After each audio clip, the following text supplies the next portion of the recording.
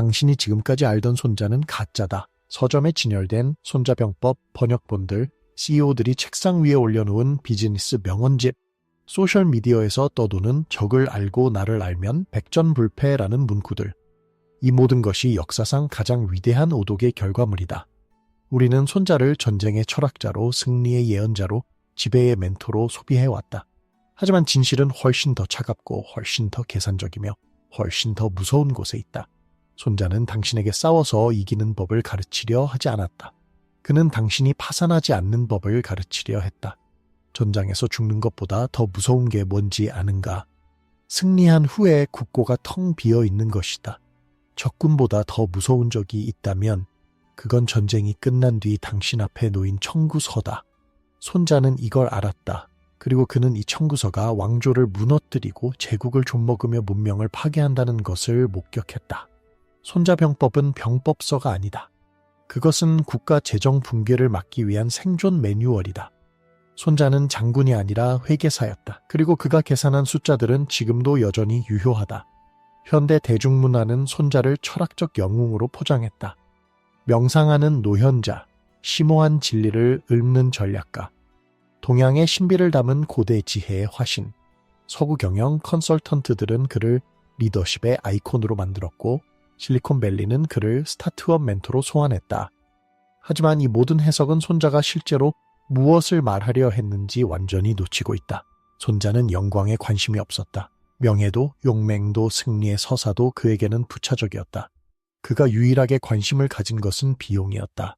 얼마나 드는가, 얼마나 오래 지속되는가, 이 전쟁이 끝난 후 우리는 무엇을 잃게 되는가, 이것이 손자가 던진 질문의 전부였다. 그는 전쟁을 도덕적 시험이나 영웅적 서사가 아니라 국가 재정에 가해지는 스트레스 테스트로 보았다. 그리고 그는 대부분의 국가가 이 시험에서 낙제한다는 것을 알았다. 왜냐하면 그들은 숫자를 보지 못했기 때문이다. 그들은 적의 칼날만 보았지 자기 금고 바닥은 보지 못했다. 손자는 달랐다. 그는 금고 바닥을 먼저 봤다. 그리고 그 바닥이 얼마나 빨리 드러나는지 계산할 줄 알았다. 그렇다면 여기서 우리가 던져야 할 진짜 질문은 이것이다. 손자는 왜 전쟁을 재무 리스크로 보았는가? 왜 그는 전투의 예술이 아니라 비용의 예술을 썼는가? 이 질문에 답하기 위해서는 우리가 그동안 무시해온 역사적 맥락 속으로 들어가야 한다. 손자가 살았던 시대에 그가 목격한 파멸, 그가 계산해야 했던 숫자들 속으로 말이다. 이 이야기는 돈과 권력과 역사에 관한 것이다. 그리고 무엇보다 보이지 않는 비용에 관한 것이다. 전쟁의 진짜 가격표는 전장이 아니라 국고에 붙어 있다. 그리고 손자는 이 가격표를 읽을 줄 아는 몇 안 되는 사람 중 하나였다. 손자가 태어난 시대를 이해하지 못하면 그의 사상을 이해할 수 없다. 기원전 500년 전후의 중국은 지옥이었다. 춘추시대 말기에서 전국시대 초기로 넘어가는 이 시기는 한 번도 멈추지 않는 전쟁의 시대였다. 주나라의 중앙 권력이 붕괴한 후 중국 대륙은 수십 개의 독립국가로 쪼개졌다. 각 국가는 스스로를 정통 후계자라 주장하며 통일이라는 명목 아래 끝없는 정복 전쟁에 뛰어들었다. 하지만 이건 단순한 영토 확장이 아니었다. 이것은 생존 게임이었다. 작은 국가는 큰 국가에 병합되었고 큰 국가는 더 큰 국가와 경쟁했다. 그리고 모든 국가는 동일한 질문 앞에 서 있었다. 우리는 얼마나 많은 군대를 유지할 수 있는가?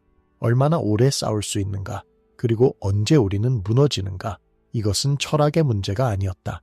이것은 수학의 문제였다. 그리고 이 수학은 급격하게 변화하고 있었다. 춘추시대 초기의 전쟁은 귀족들의 게임이었다. 전차를 타고 나가서 의례적인 절차를 따르며 명예롭게 싸우는 것. 이것이 전쟁의 표준이었다. 하지만 춘추 말기로 갈수록 이 시스템은 완전히 붕괴했다. 전차전은 대규모 보병 동원 체제로 대체되었다. 수천 명, 수만 명의 농민이 징집되어 전장으로 끌려갔다. 전쟁의 규모는 기하급수적으로 커졌고 그에 따라 비용도 기하급수적으로 증가했다. 이제 전쟁은 더 이상 전술의 문제가 아니었다. 그것은 물류의 문제였다. 식량, 무기, 금속, 수송, 통신, 그리고 무엇보다 세금. 얼마나 많은 농민을 징집할 수 있는가? 징집된 농민이 없는 동안 누가 밭을 경작하는가? 식량 생산이 줄어들면 어떻게 군량을 확보하는가? 군대를 전선까지 이동시키려면 얼마나 많은 마차와 수레와 짐꾼이 필요한가? 이 모든 비용을 누가 부담하는가? 이것이 손자가 마주한 질문들이었다. 그리고 이 질문들 앞에서 수많은 국가들이 무너졌다. 장기 원정에 나선 국가는 재정이 고갈되었다. 큰 전투에서 승리한 국가는 승리의 대가로 경제가 붕괴했다. 심지어 대국조차 예외가 아니었다. 진나라, 초나라, 제나라 같은 거대 국가들도 장기전 앞에서 신음했다. 군대를 움직이는 순간 비용 폭탄이 터졌다. 첫날부터 금고가 비기 시작했고 시간이 지날수록 출혈은 심해졌다. 승리하면 다행이었지만 승리조차 확실하지 않았다. 그리고 패배한다면 국가가 사라지는 것이다. 이것이 손자가 목격한 현실이었다. 전쟁은 이미 국가 경제의 스트레스 테스트였고 대부분의 국가는 이 테스트를 통과하지 못했다. 손자는 이 패턴을 보았다. 그리고 그는 이 패턴을 막을 방법을 찾으려 했다. 하지만 그 방법은 전술이 아니었다. 그것은 회개였다. 우리는 손자를 장군으로 알고 있다. 역사적 기록은 그가 오나라의 군사 지도자였다고 말한다. 하지만 그의 글을 읽어보면 그는 장군보다 위기관리자에 가까웠다. 그의 사고방식은 전투의 영광이 아니라 국가의 생존에 맞춰져 있었다. 서구 경영서적에서 손자는 고대 CEO 멘토로 포장된다. 적을 알고 나를 알면 백전불패라는 문구는 마케팅 슬로건이 되고 싸우지 않고 이기는 것이 최상이라는 구절은 협상 전략으로 재해석된다. 하지만 이 모든 해석은 손자의 진짜 관심사를 놓친다. 손자는 승리에 관심이 없었다. 그는 생존에 관심이 있었다. 그리고 생존의 핵심은 자원 관리였다. 손자는 국가를 하나의 거대한 기업으로 보았고 전쟁을 그 기업의 가장 위험한 투자로 보았다. 그의 질문은 언제나 동일했다. 이 전쟁은 감당 가능한가? 우리는 언제까지 지속할 수 있는가? 그리고 승리한다 해도 우리는 그 후에도 살아남을 수 있는가? 이것이 손자가 리스크 매니저였던 이유다. 그는 전투를 계획하기 전에 재정을 계산했다. 왕들은 적을 최대의 위협으로 보았다. 하지만 손자는 지출 구조 자체를 위협으로 보았다. 적군은 물리칠 수 있다. 하지만 텅 빈 금고는 어떻게 물리치는가? 승리는 일시적이다. 하지만 파산은 영구적이다. 손자는 이것을 알았다. 그리고 그는 왕들이 이것을 이해하지 못한다는 것도 알았다. 왕들은 명예를 보았다. 손자는 장부를 보았다. 왕들은 적의 숫자를 세었다. 손자는 자기 편의 식량을 세었다. 왕들은 전투가 끝난 후의 승리를 상상했다. 손자는 전투가 끝난 후의 청구서를 계산했다. 그리고 그가 내린 결론은 명확했다. 승리해도 국고가 무너지면 그것은 패배다. 손자병법의 첫 문장을 다시 읽어보자. 전쟁은 국가의 중대사다. 대부분의 독자는 이것을 전쟁은 중요하다는 의미로 읽는다. 하지만 손자가 실제로 말하려 한 것은 다르다. 그는 전쟁을 위험자산으로 정의하고 있는 것이다. 전쟁은 국가의 생사가 걸린 문제이며 백성의 존망이 달린 문제이고 따라서 신중히 고찰하지 않으면 안 된다. 이것은 철학적 선언이 아니다. 이것은 경고다. 손자는 말하고 있다. 전쟁을 가볍게 여기지 마라. 그것은 당신이 생각하는 것보다 훨씬 더 비싸다. 그리고 그 대가는 당신이 예상하는 것보다 훨씬 더 오래 지속된다. 이후 손자병법의 모든 장은 이 경고를 구체화한다. 그것은 비용 통제 매뉴얼처럼 구성되어 있다. 어떻게 자원을 절약하는가, 어떻게 시간을 줄이는가, 어떻게 불필요한 지출을 피하는가. 이것이 손자병법의 진짜 내용이다. 그렇다면 손자가 말한 가장 유명한 구절, 싸우지 않고 이기는 것이 최상이라는 말은 무엇을 의미하는가? 대중문화는 이것을 신비주의적 지혜로 해석한다. 평화주의자의 선언 또는 심리전의 예술. 하지만 손자의 의도는 훨씬 더 차갑다. 그는 자본 소모 최소화 전략을 말하고 있는 것이다. 싸우지 않고 이기는 것이 왜 최상인가? 싸우는 순간 돈이 나가기 때문이다. 군대를 동원하는 순간 비용이 시작된다. 병사들에게 급료를 주어야 하고 무기를 제작해야 하며 식량을 조달해야 한다. 그들을 전선까지 이동시켜야 하고 그 과정에서 수송비가 발생한다. 전투가 길어지면 이 비용은 기하급수적으로 늘어난다. 하지만 싸우지 않고 적을 굴복시킬 수 있다면 비용이 제로다. 이것이 손자가 말하는 최상의 전략이다. 그것은 도덕적 우월성이 아니다. 그것은 회계적 효율성이다. 장기전이 국가를 어떻게 파괴하는지 생각해보자. 전쟁이 길어지면 농민들은 밭을 떠나 전선으로 간다. 생산이 멈추고 세수가 줄어든다. 동시에 지출은 계속 늘어난다. 군량, 무기, 수송, 보급, 이 모든 것이 국고를 갉아먹는다. 시간이 지날수록 국가는 자기 자신을 먹어치우기 시작한다. 세금을 올려야 하고 백성은 반발한다. 징집을 늘려야 하고 생산은 더욱 감소한다. 결국 국가는 속이 텅 빈 껍데기가 된다. 겉으로는 여전히 전쟁을 벌이고 있지만 안으로는 이미 무너지고 있는 것이다. 손자는 이 과정을 정확히 이해했다. 그리고 그는 이 과정을 막는 유일한 방법은 속도라고 결론 내렸다. 빠르게 끝내라, 길게 끌지 마라. 장기전은 승리해도 패배다. 이것이 손자가 속도를 강조한 이유다. 속도, 기만, 심리전. 손자가 이 세 가지를 반복해서 강조한 이유는 무엇인가? 그것들이 군대보다 싸기 때문이다. 군대를 동원하려면 막대한 비용이 든다. 하지만 정보 공작, 허위 정보 유포, 적의 내부 분열 유도, 이런 전략들은 상대적으로 저렴하다. 한 명의 간첩이 1000명의 병사보다 효율적일 수 있다. 잘못된 정보 하나가 적의 군대 전체를 무력화시킬 수 있다. 손자는 이것을 알았다. 그래서 그는 전통적인 전투보다 비전통적인 방법을 선호했다. 이것은 비겁함이 아니다. 이것은 경제적 합리성이다. 현대 경영 용어로 말하면 손자는 투자 대비 수익률을 극대화하려 했다. 기회비용을 고려했고 손실을 최소화했다. 그는 전쟁을 자본을 태우는 가장 비싼 정책 결정으로 보았다. 그리고 그는 이 자본 소각을 최대한 줄이려 했다. 이것이 손자의 전략이 현대 금융 이론과 맞닿아 있는 이유다. 그렇다면 손자병법이라는 텍스트 자체는 어떻게 구성되어 있는가? 우리는 그것을 시적인 병법서로 읽지만 실제로는 재무제표에 가깝다. 손자가 제시한 5가지 요소를 보자. 도, 천, 지, 장, 법. 대부분의 번역은 이것을 철학적 범주로 해석한다. 도는 민심, 천은 천시, 지는 지리, 장은 장수의 능력, 법은 군법. 하지만 이것을 자원관리 항목으로 다시 읽어보자. 도는 국가 안정성을 의미한다. 백성이 통치자를 따르는가? 그렇다면 징집이 원활하고 세금 징수가 가능하다. 그렇지 않다면 내부 저항 비용이 발생한다. 천은 시간적 조건이다. 겨울에 전쟁을 벌이면 병사들에게 겨울옷을 지급해야 한다. 여름이라면 더위로 인한 질병 관리 비용이 든다. 이것은 날씨의 문제가 아니라 예산의 문제다. 지는 물리적 자원이다. 지형이 험하면 수송 비용이 늘어난다. 평지라면 효율적이지만 방어가 어렵다. 장은 관리 효율성이다. 유능한 장수는 자원을 낭비하지 않는다. 무능한 장수는 같은 결과를 얻기 위해 2배의 비용을 쓴다. 법은 행정체계다. 명령체계가 명확하면 혼란이 줄어들고 비효율이 감소한다. 불명확하다면 중복 지출과 낭비가 발생한다. 이 5가지 요소는 철학이 아니다. 그것은 사전 리스크, 평가 항목이다. 손자는 전쟁을 시작하기 전에 이 5가지를 점검하라고 말한다. 그리고 이것을 점검하지 않는 자는 전략을 논할 자격이 없다고 단언한다. 왜냐하면 비용을 계산하지 못하는 자는 전쟁의 진짜 대가를 이해하지 못하기 때문이다. 손자병법 전체를 관통하는 메시지는 이것이다. 전쟁을 낭만으로 보지 마라. 그것은 재무 프로젝트다. 그리고 모든 프로젝트는 예산이 있다.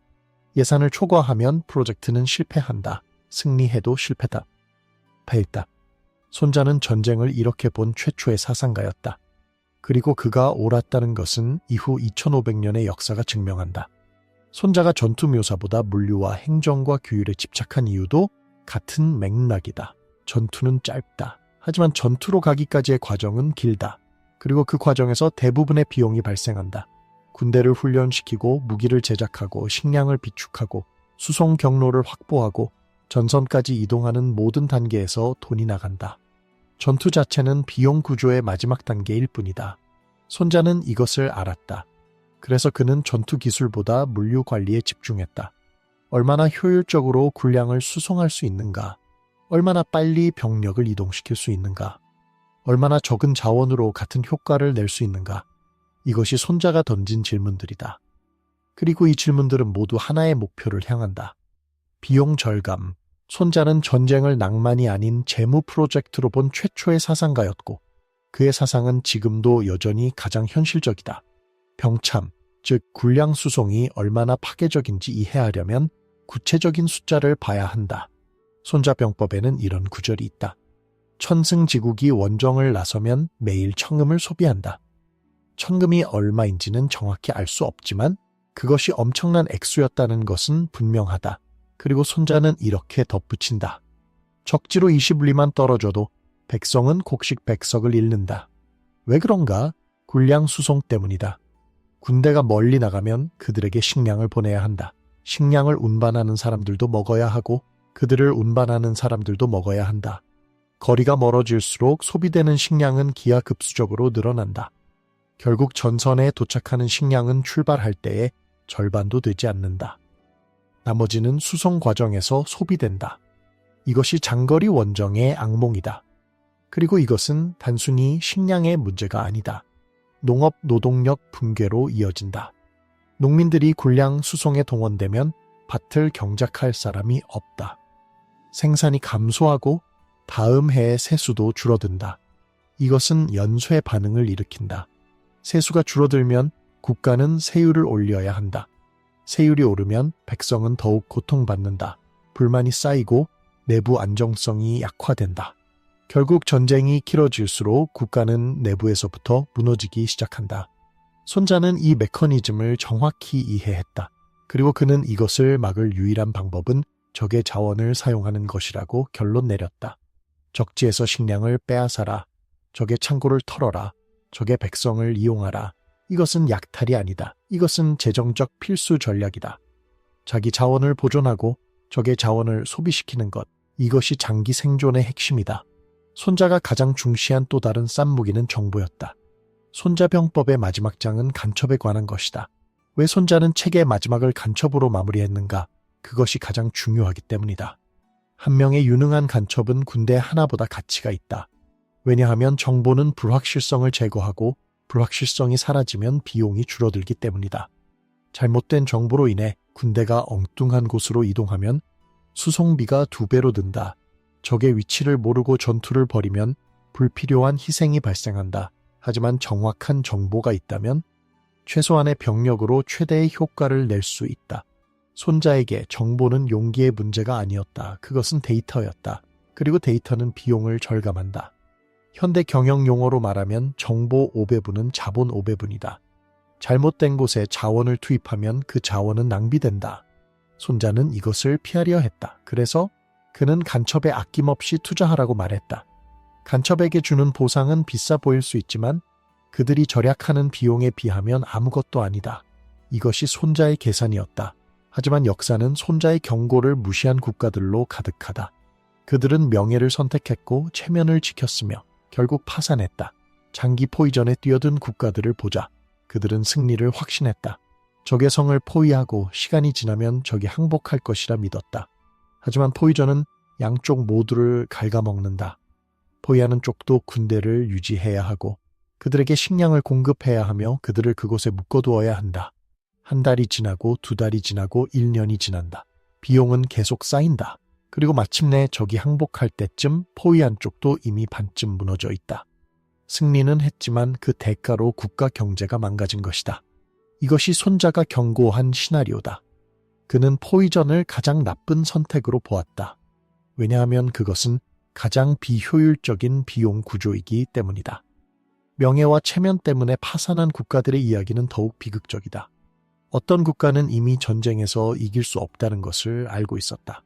하지만 후퇴는 수치였다. 항복은 치욕이었다. 그래서 그들은 계속 싸웠다. 마지막 병사가 쓰러질 때까지, 마지막 금화가 바닥날 때까지. 그리고 그들은 사라졌다.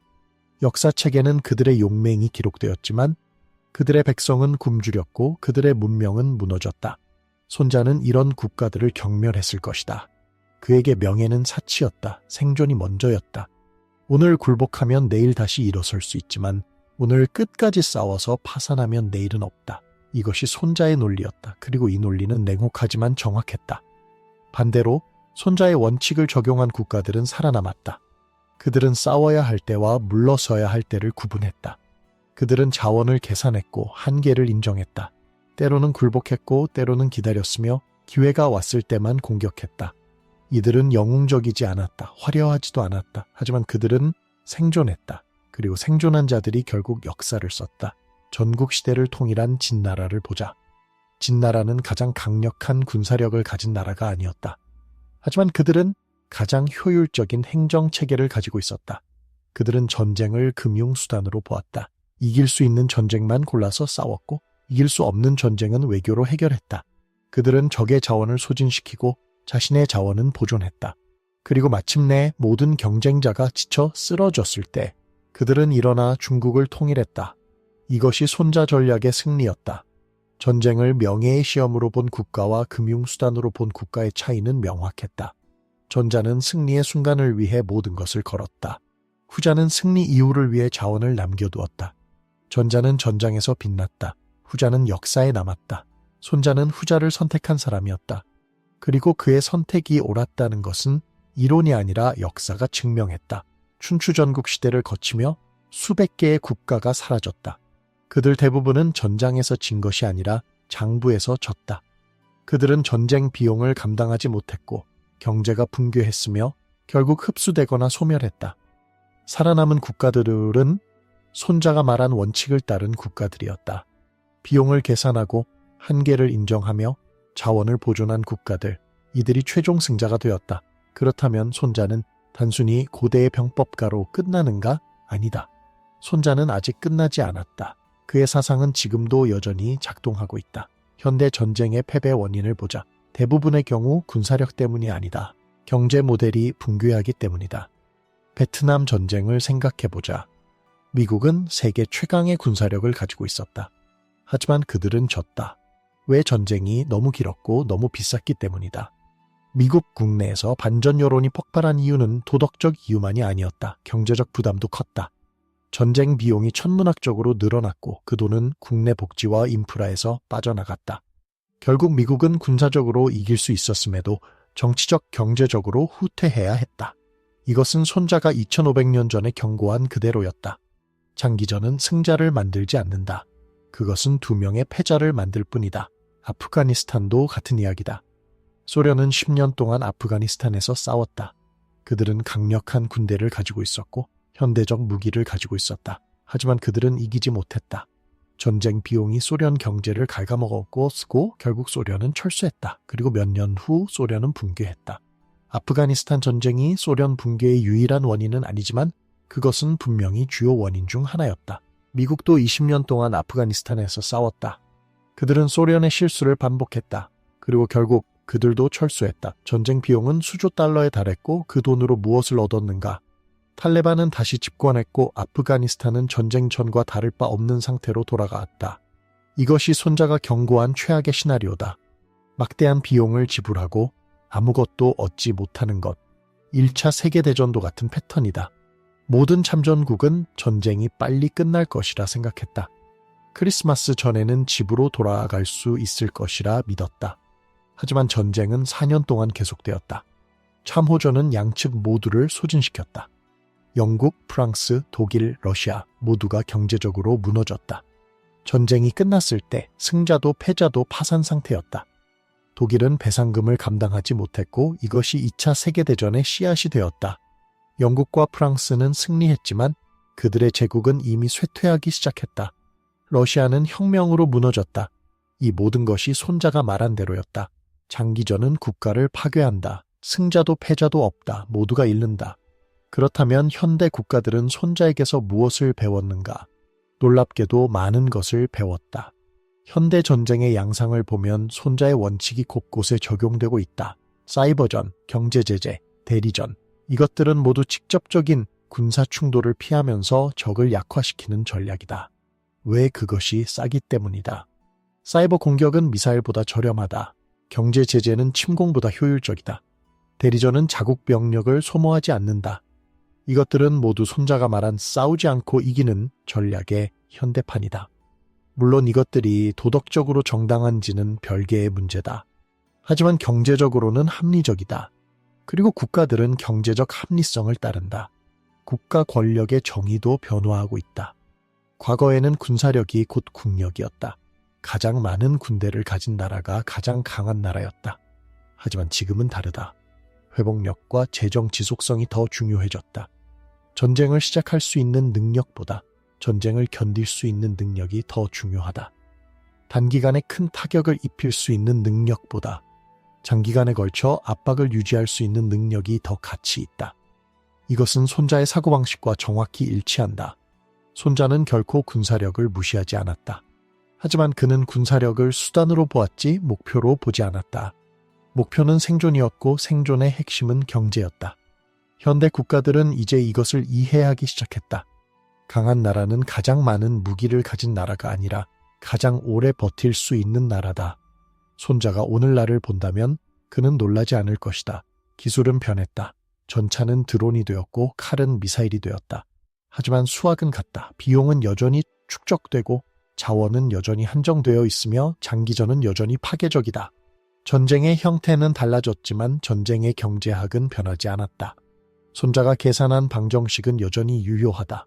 그리고 그 방정식을 무시하는 국가는 여전히 같은 대가를 치른다. 손자는 2500년 전에 이것을 이해했다. 그는 전쟁을 낭만이 아닌 회계로 보았고 승리를 목표가 아닌 과정으로 보았으며 국가를 영광의 무대가 아닌 생존의 단위로 보았다. 그리고 그의 통찰은 지금도 여전히 어쩌면 그 어느 때보다도 절실하게 필요하다. 우리는 손자를 오해했다. 그를 철학자로, 영웅으로, 멘토로 만들었다. 하지만 그는 그 어떤 것도 아니었다. 그는 회계사였다. 차갑고 냉정하며 무자비하게 정직한 회계사. 그는 아름다운 말을 하지 않았다. 그는 필요한 말을 했다. 그는 왕들이 듣고 싶어 하는 말을 하지 않았다. 그는 왕들이 들어야 하는 말을 했다. 그리고 그 말은 간단했다. 전쟁은 비싸다.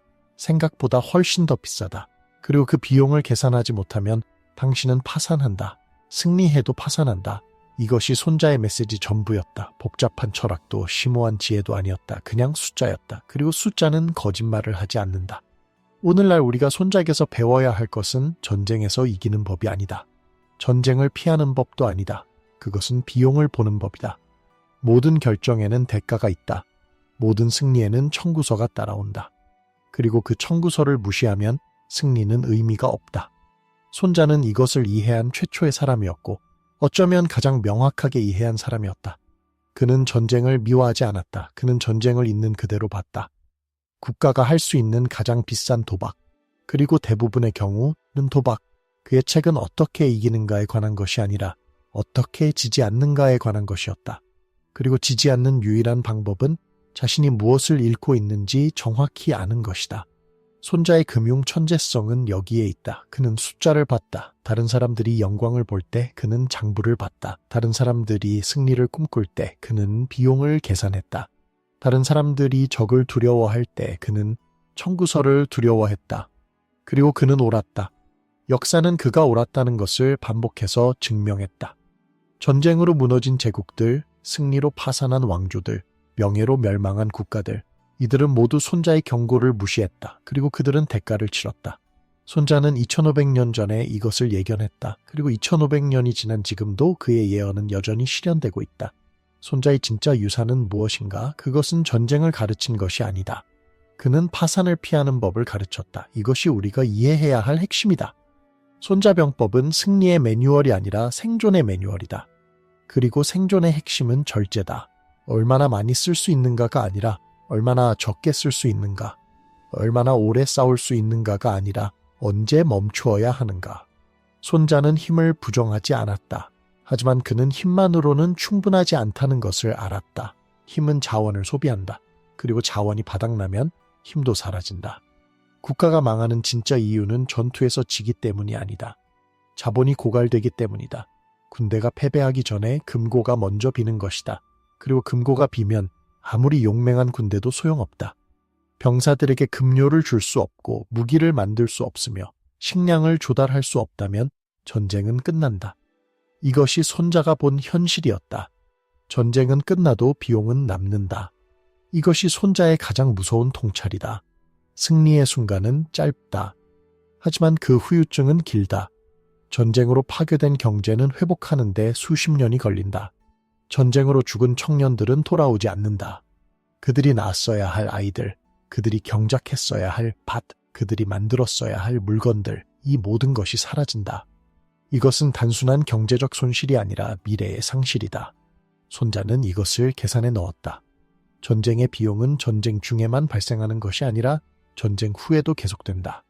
그리고 이 비용을 감당할 수 없다면 승리는 의미가 없다.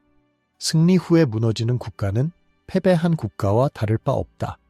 손자병법의 본질은 여기에 있다. 그것은 공격의 기술이 아니라 지속 가능성의 기술이다. 얼마나 강하게 칠 수 있는가가 아니라 얼마나 오래 버틸 수 있는가, 얼마나 빨리 이길 수 있는가가 아니라 이긴 후에도 살아남을 수 있는가. 가장 강한 국가는 가장 많은 군대를 가진 국가가 아니다. 가장 적게 쓰는 국가다. 불필요한 전쟁을 피하고 필요한 전쟁만 선택하며 선택한 전쟁은 빠르게 끝내는 국가, 자원을 낭비하지 않고 비용을 통제하며 한계를 인정하는 국가, 이런 국가가 결국 승자가 된다. 손자는 이것을 알았다. 그래서 그의 철학은 무사의 철학이 아니라 관리자의 철학이다. 그는 영웅을 만들려 하지 않았다. 그는 살아남는 국가를 만들려 했다. 그리고 살아남는 국가는 숫자를 아는 국가다. 자기가 무엇을 가지고 있고 무엇을 잃을 수 있으며 어디까지 갈 수 있는지 정확히 아는 국가, 이것이 손자가 추구한 이상이었다. 화려하지는 않지만 현실적이었다. 영웅적이지는 않지만 효과적이었다. 그리고 무엇보다 옳았다. 역사는 이 교훈을 반복해서 가르친다. 재정 규율 없는 힘은 반드시 붕괴한다. 로마 제국은 군사력으로 세계를 정복했지만 재정 관리 실패로 무너졌다. 스페인 제국은 신대륙의 금으로 부유했지만 끝없는 전쟁으로 파산했다. 나폴레옹의 프랑스는 유럽을 석권했지만 러시아 원정의 비용을 감당하지 못했다.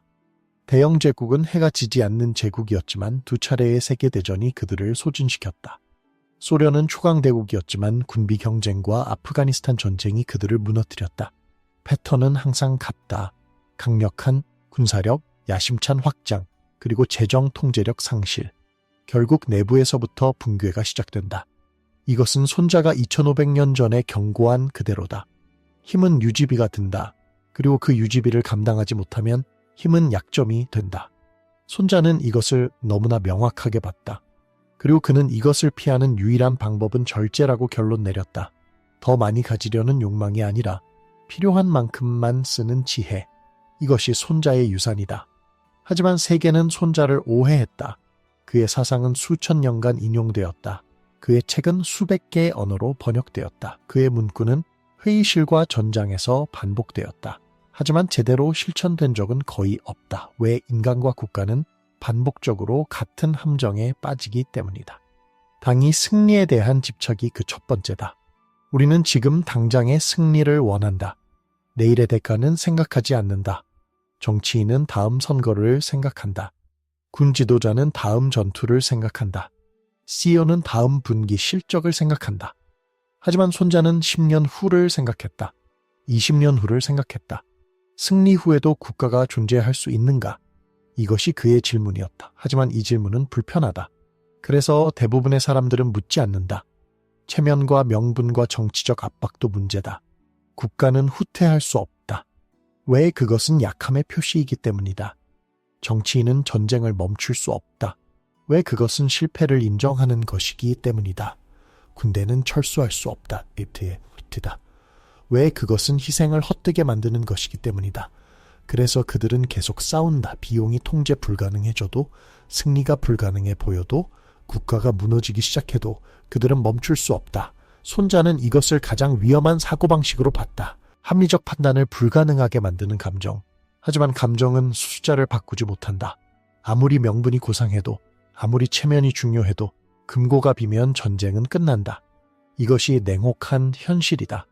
그리고 가장 치명적인 함정은 이것이다. 이미 너무 많은 비용을 썼다. 이 문장은 수많은 국가를 파멸로 이끌었다. 우리는 이미 1000명을 잃었다. 여기서 멈출 수 없다. 우리는 이미 100만 금을 썼다. 여기서 포기할 수 없다. 우리는 이미 3년을 싸웠다. 여기서 물러날 수 없다. 이것이 매몰 비용 오류다. 이미 쓴 비용은 돌아오지 않는다. 하지만 사람들은 이미 쓴 비용을 정당화하기 위해 더 많은 비용을 쓴다. 그리고 더 깊은 구멍으로 빠져든다. 손자는 이 사고방식을 거부했다. 그에게 과거의 비용은 무관했다. 중요한 것은 미래의 비용이었다. 지금부터 얼마나 더 쓸 것인가? 그리고 그것을 감당할 수 있는가? 이것만이 중요한 질문이었다. 이미 쓴 돈은 돌려받을 수 없다. 하지만 앞으로 쓸 돈은 통제할 수 있다. 손자는 말했다. 여기까지 왔으니 끝까지 가야 한다는 생각이 국가를 파멸로 이끈다고. 현대 정치와 경제 시스템은 손자의 철학을 무시하도록 설계되어 있다. 정치인은 장기 비전보다 단기 성과로 평가받는다. 군 조직은 승리를 보고하지 비용을 보고하지 않는다. 언론은 전투의 결과를 보도하지 경제적 후유증을 추적하지 않는다. 그래서 비용은 보이지 않는다. 아니, 보이지 않게 만들어진다. 전쟁 예산은 복잡한 회계 처리로 숨겨지고 장기 부채는 미래 세대로 떠넘겨진다. 승리의 순간은 화려하게 조명되지만 그 대가는 조용히 쌓인다. 손자는 이런 시스템을 경멸했을 것이다. 그는 투명한 장부를 믿었다. 모든 비용을 정직하게 계산하고 그 계산을 바탕으로 결정을 내리는 것. 이것이 그의 원칙이었다. 하지만 현대 시스템은 정반대로 작동한다. 비용을 숨기고 결과만 강조하며 책임은 분산시킨다. 그리고 이 패턴은 전쟁에만 국한되지 않는다. 금융위기를 보자. 은행들은 위험을 계속 쌓아 올린다.